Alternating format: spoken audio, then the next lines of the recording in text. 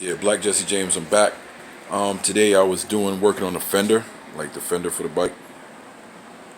The fender that ordered, the brake caliper. Worked on that today, and I'm gonna tell you like how I got like the bolts in there, or the screws rather, to get them lined up. See, like so, the holes are pretty cool, and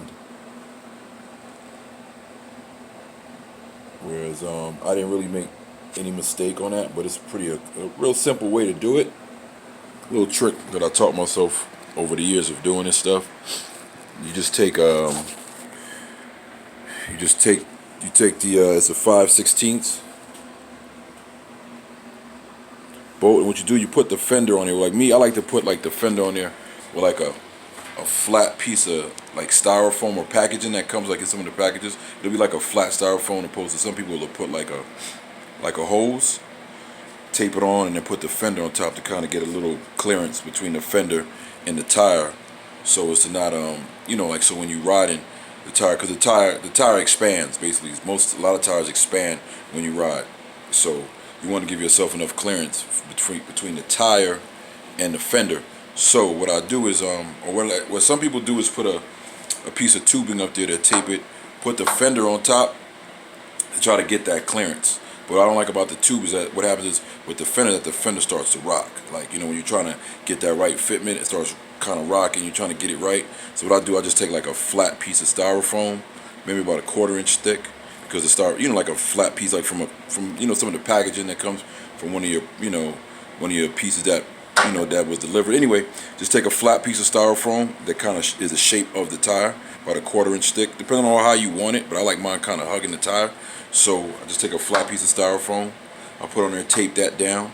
So when I rest the fender on top, it's no rocking. It's like no rocking of the fender. So the fender kind of stays flat where I want it. The only thing is that now at the bottom of the fender, as you can see, you want to put something underneath here, like underneath at the bottom, to keep the fender from dropping. Like, you don't want it to drop, so that way that kind of keeps it at the height you want it. And then what you do, you just look back, you look at it and you say, well, how, where do I want the fender? Like me, I like the fender to look straight. From this cut right here, I want it to, if I stand back, I want this to look straight.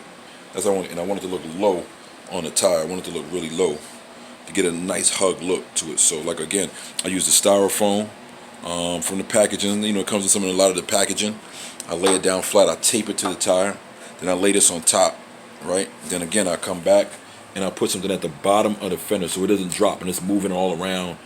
So I put something, it could be anything. Like this, I use this old brake caliper to be my guide for it, right? So I just rested it under here so it wouldn't drop. And I'm trying to get my placement, something like that, right? Let it sit right there. And now I'm cool. So now what I do next is I'll take the 5/16 bolts that come for the stock fender, and I'll take those, right? And before I drill the holes, I set the fender where I want it. And when I do, I put the bolt in and I back it out till it touches the fender, right? So I'll do that with, I put both the screws in rather, and I back them both out as my fender is sitting still, right? And I make sure, but make sure that the fender isn't moving around. So then I take my 5/16 bolts, right, and then I back them out until they touch the actual fender. Right, I back them out, and then what I do, I just trace a mark. I just mark around the actual screw or the head of the screw, and that's my mark. You get what I'm saying? Opposed to like sometimes you'll do it, and what happens is you'll do it and then you'll be off, just trying to like guesstimate like where it's at, or you'll trace the tabs. You'll probably trace the tabs. Well, I have it taped up. The tabs from the fork legs.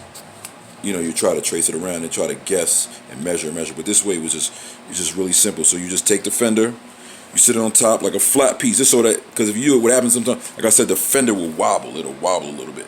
So you just take the 5/16 screws that come with it, and you just set your fender where you want it, and then you just back both the screws out up against the fender as tight as it could go.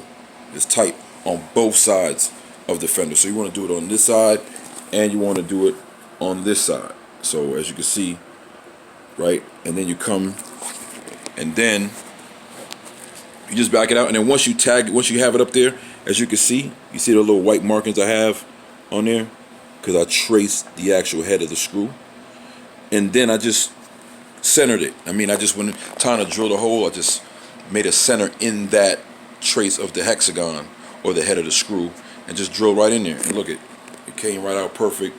The holes line up, everything lines up. Everything lines up on both sides. You don't see the hole bigger than it needs to be. You get what I'm saying? So that's what happened. And now with the fender, come down to the back of the fender here, in this area, the brake caliper wouldn't fit, right? Because, like I said, it's a custom fender, so I had to cut this out. This is fiberglass, so cutting it wasn't an issue, but I had to cut this to clear the brake caliper. And this brake caliper is by Hog Halters. It's a 6-piston caliper for a 13-inch rotor. And again, this is the SMT rotor, SMT wheel, 26-inch SMT wheel. And yeah, to clear this, to make sure that this fit, I had to cut the fender out, right? So I cut the fender out. I had to cut the fender at the bottom because it was touching the rotor. So you cut that, just enough to clear it. You don't got to look crazy, but just enough to clear it, but enough meat to hold the screw to the fender. You want enough meat to hold the fender. You know what I'm saying? So the screw holds the fender. So I just cut just enough to clear the rotor, to clear the brake rotor. So again, we come back on this side, and I had to cut in here again to clear the brake caliper. Now, this is a nice chrome caliper by Hog Halters.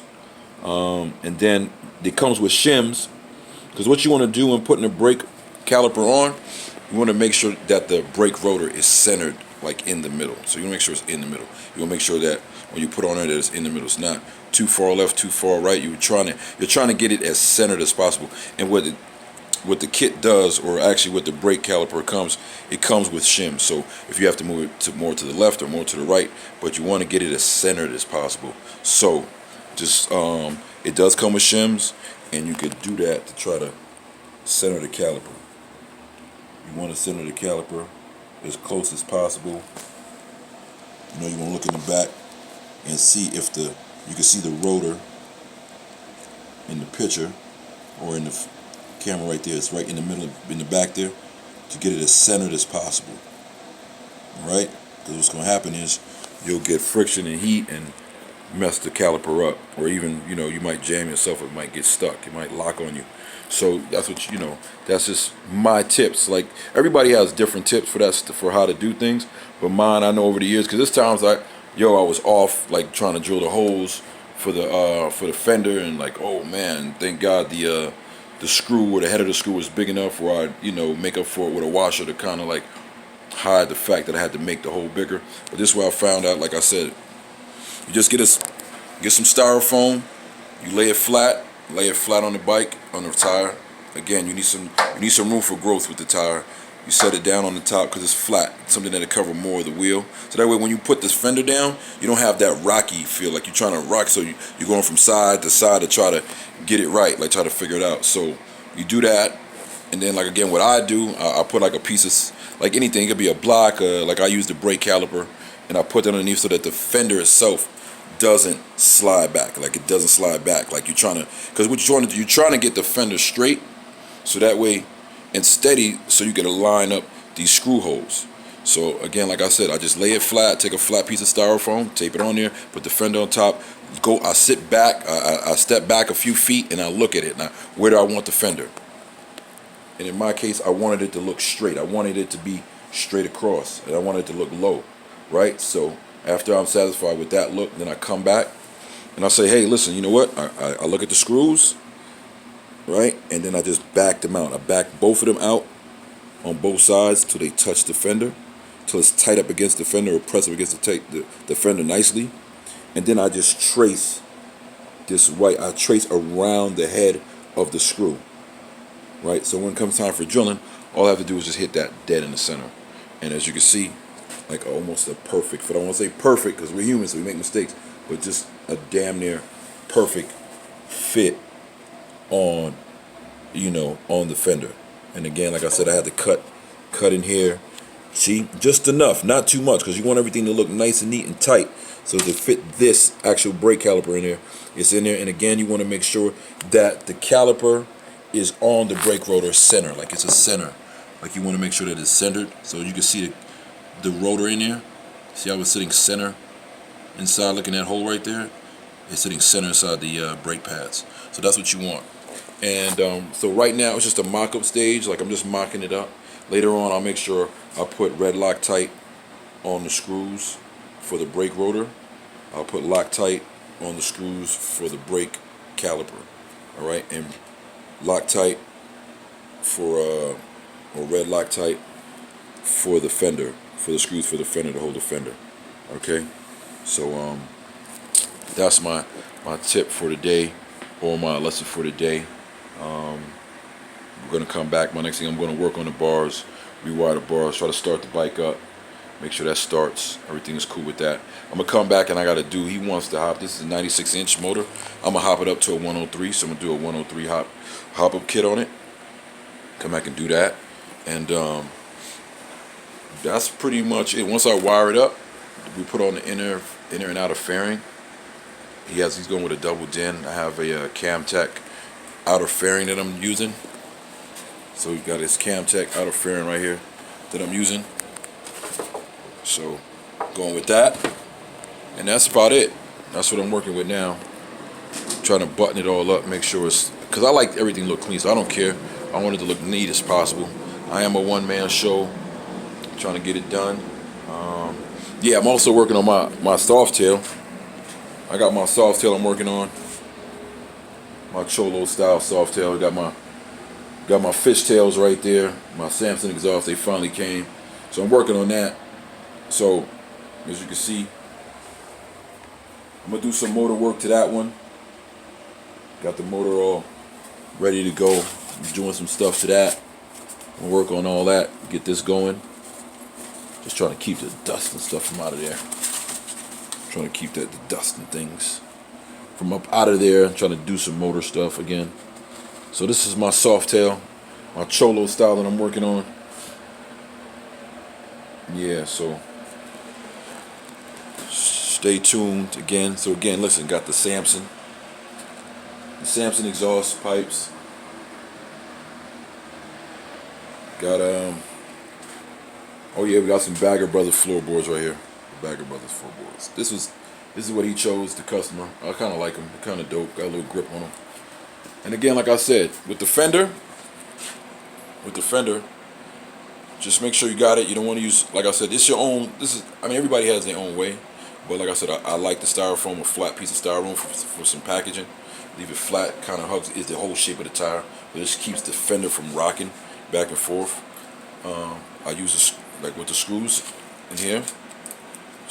What I did, once I set the fender, I just backed both of them out on each side of the tabs. Just backed them out till they actually touch the fender, like so when you back them out, they touch like this. They'll hit it straight. And then from there, now you got your marking. You just kind of like take a little sharp, even like a little sharp screwdriver, and you just go around the head of the screw, and that'll give you the shape of the screw, and that'll line you up.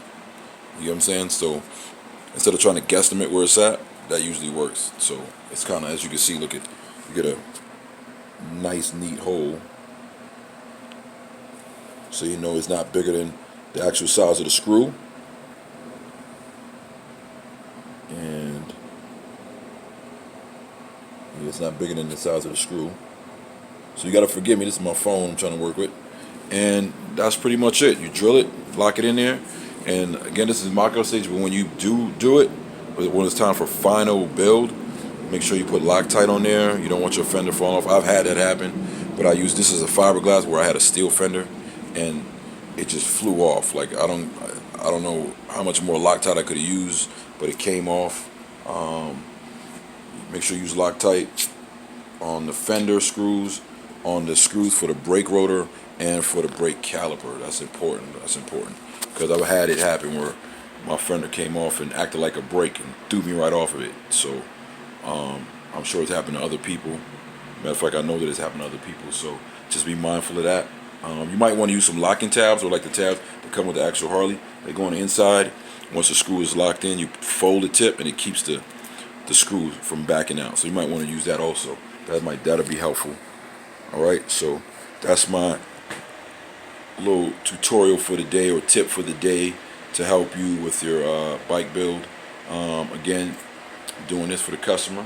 Got my Cholo style bike that I'm working on this summer, and that's it. Black Jesse James. I'm out. Until next time. Same channel, same place. All right. See you next time.